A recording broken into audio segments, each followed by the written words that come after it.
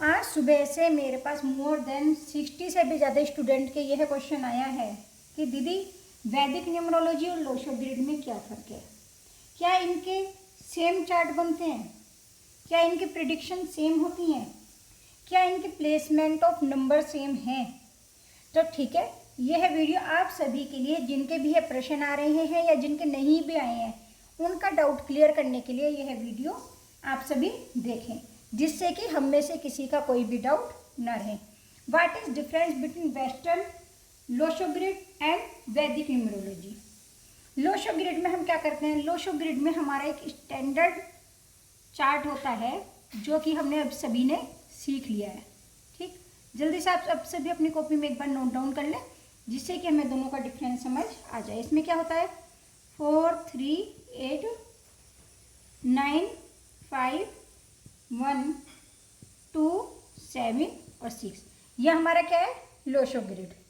इसमें क्या होता है, इसमें वर्टिकुलर और हॉरिजेंटल टोटल 8 प्लेन बनते हैं। ठीक है, ऐसे 2 3 4 5 6 7 8, इसके 8 हॉरिजेंटल और वर्टिकल प्लेन बनते हैं। अब हम वैदिक ग्रिड की बात करें तो वैदिक ग्रिड में क्या होता है, वैदिक ग्रिड में भी 9 ही कॉलम होते हैं, लेकिन इसमें 3 1 और 9 6 7 5 2 8 और 4, इसमें टोटल 3 प्लेन होते हैं। सबसे पहली बात क्या है, लोशो ग्रिड में मैंने जैसे आपको बताया टोटल 8 प्लेन होते हैं, और इसमें हम इसका कहीं से भी टोटल करें तो टोटल इसका आता है 15। आप कभी भी इसका टोटल हॉरिजेंटल चाहे वर्टिकल कैसे भी करेंगे, इसका टोटल हमेशा 15 आएगा। लेकिन वैदिक न्यूमरोलॉजी में ऐसा नहीं है। दूसरा सेकंड मेन डिफरेंस क्या है, इसमें मिडिल में 5 नंबर है जो कि बैलेंसिंग का नंबर है, जो हमारी लाइफ को बैलेंस करता है, जिसे हम बुध का नंबर भी कहते हैं। और इसमें 7 नंबर किसका है, केतु का। इसमें 7 नंबर केतु का और इसमें बैलेंसिंग नंबर 5 है। दूसरा मेजर डिफरेंस ये रहा। तीसरा मैंने बताया इसमें 8 प्लेन होते हैं, जो आपको पहले भी मैंने क्लास में डिस्कस किया है। इसमें क्या है 319 किसका है, स्पिरिचुअल का, 675 इमोशनल प्लेन और 284 फिजिकल प्लेन। कौन कौन से, स्पिरिचुअल फर्स्ट 319, सेकंड 3675 इमोशनल और देन लास्ट फिजिकल। इतनी बात क्लियर हो गई, बहुत अच्छा। अब हम सेकंड बात क्या समझेंगे, अब हम दोनों का सेम ही समझेंगे। एक ही डेट ऑफ बर्थ को हम लेंगे और दोनों में हम देखेंगे कि दोनों में सेम ही आता है। अब हमने माना किसी की डेट ऑफ बर्थ है 13/2/1985, हम दोनों का सेम ही समझेंगे। ठीक है, अब हम जब लोशो ग्रिड बनाएंगे तो हम क्या करेंगे, सबसे पहले इसका ड्राइवर निकाल लेंगे, इसका कंडक्टर निकालेंगे और इसका कुआ नंबर निकालेंगे।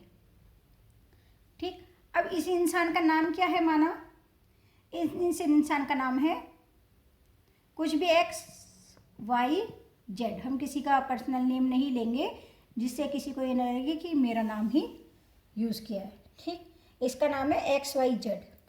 तो इसका ड्राइवर नंबर क्या हुआ 4, कंडक्टर क्या हुआ, इन सबको हमने प्लस कर लिया तो 2, और इसका कुआ नंबर क्या हुआ, अगर मेल है तो 11 माइनस 1985। ठीक, date is 11 minus 6 5 is equal to 6। इसका कुआ नंबर क्या हुआ 6। इतनी बात समझ आ गई। अगर हम किसी का सिंपल लोशो ग्रिड बनाते हैं तो हम उसका उसमें क्या क्या सेट करते हैं,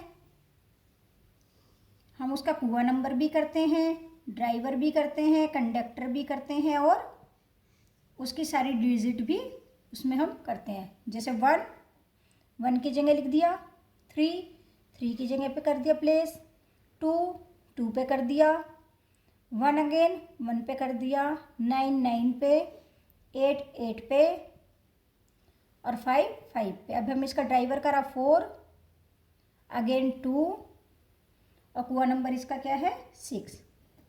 ईजा तक का हमने कर दिया पूरा कंप्लीट, वेरी गुड। अगर इसी की जगह हम बात करेंगे वैदिक न्यूमरोलॉजी की, तो हम इसमें क्या देखेंगे, हम इसमें डेट ऑफ बर्थ, अब हम इसका वैदिक न्यूमरोलॉजी से बनाएंगे। वैदिक न्यूमरोलॉजी में क्या रहेगी, डेट हमारी सेम आ जाएगी, ठीक। 1 की जगह 1 लिखेंगे, इसमें 1 वाली जगह पे, 3 वाली जगह पे 3 लिखेंगे, 2 वाली जगह पे 2 लिखेंगे। इसमें हम कभी भी सेंचुरी नंबर नहीं लिखते हैं, क्यों? इनका मानना ये है सेंचुरी नंबर सभी के लिए सेम होता है, अर्थात वह 1900, मान लिया किसी का 1901 है, 1900 से लेके 1999 तक का सबको सेम चलेगा। तो इनका मानना ये है कि यह नंबर सभी के लिए सेम वर्क करता है, तो हम वैदिक न्यूमरोलॉजी में इसको काउंट नहीं करते हैं, ठीक है। इतनी बात क्लियर हो गई। हाँ, अब हम इसका करेंगे। मैंने इसका क्या क्या कर दिया, 1 कर दिया, देन 3, देन 2, देन 8, फिर 5, ड्राइवर नंबर 4 और क्या इसका कंडक्टर नंबर 2। ये हमने इसका वैदिक न्यूमरोलॉजी के हिसाब से इसका चार्ट बना दिया। इट मीन्स जब भी हम वैदिक न्यूमरोलॉजी की बात करते हैं तब हम ड्राइवर कंडक्टर को प्लेस करते हैं, लेकिन कुआ प्लस सेंचुरी नंबर को हम प्लेस नहीं करते हैं। वैदिक ग्रिड में टोटल 81 योग बनते हैं, जो कि मैं आपको आगे पढ़ाऊंगी, ठीक। ये मैंने आपको बता ही दिया कि इसमें हॉरिजॉन्टल और वर्टिकल कहीं से भी हम प्लेन को देखेंगे तो टोटल 15 ही आएगा। समझ आ गई आपको इतनी? माना अब इसमें एक चीज़ और मेन जो इम्पोर्टेंट है वह है वैदिक न्यूमरोलॉजी में डेट भी सेम रहती है, मंथ भी, लेकिन हम सेंचुरी नहीं काउंट करते हैं। अब मान लिया किसी का 2002 में हुआ तो हम उसका क्या काउंट करेंगे, सिर्फ 02। किसी का 1977 में हुआ तो 77, ठीक। क्लियर? It's that clear.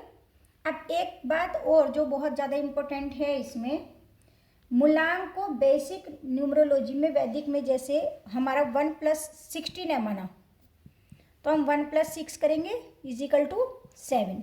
ये हमारा मूलांक आ जाएगा, जिसे हम बेसिक नंबर, वैदिक न्यूमरोलॉजी में हम इसे बेसिक नंबर बोलते हैं। लेकिन एक जो मेजर डिफरेंस है इसमें क्या है, वैदिक न्यूमरोलॉजी में बेसिक नंबर निकालने में थोड़ा डिफरेंस ये है, अगर डिजिट 1 to 9 आ जाए, अगर डिजिट 1 to 9 आ जाए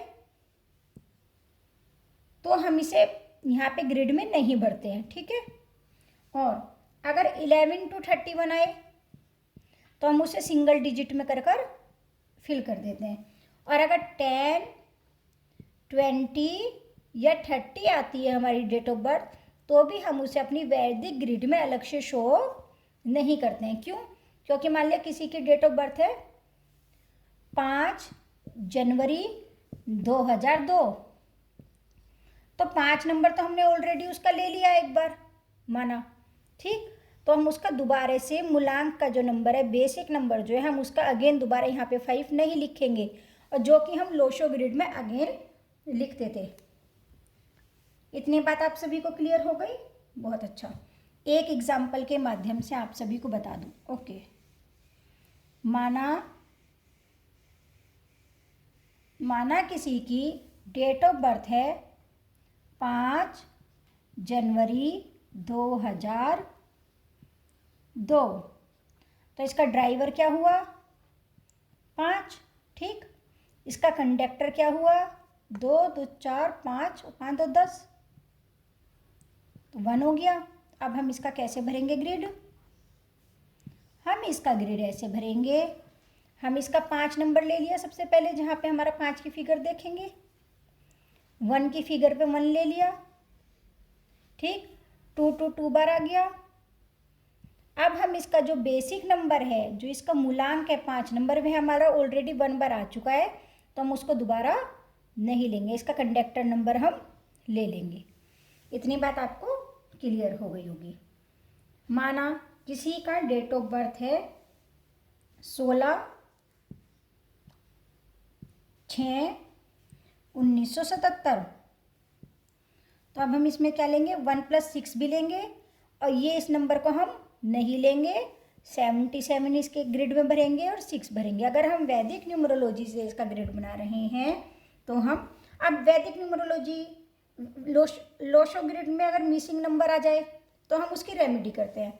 जैसे लोशो ग्रिड में अगर किसी का 1 नंबर मिस है, ये नंबर उसका 7 मिस है, तो हम 7 नंबर की इसमें रेमेडी करेंगे। ब्रेसलेट से कर सकते हैं, वैदिक कर सकते हैं, उसके हम कई तरीके से इसके उपाय हम कर सकते हैं, ठीक है। लेकिन अगर यही नंबर हमारा इसमें मिसिंग आ जाए, किसमें, वैदिक न्यूमरोलॉजी में अगर हमारा नंबर मिसिंग है तो क्या होगा।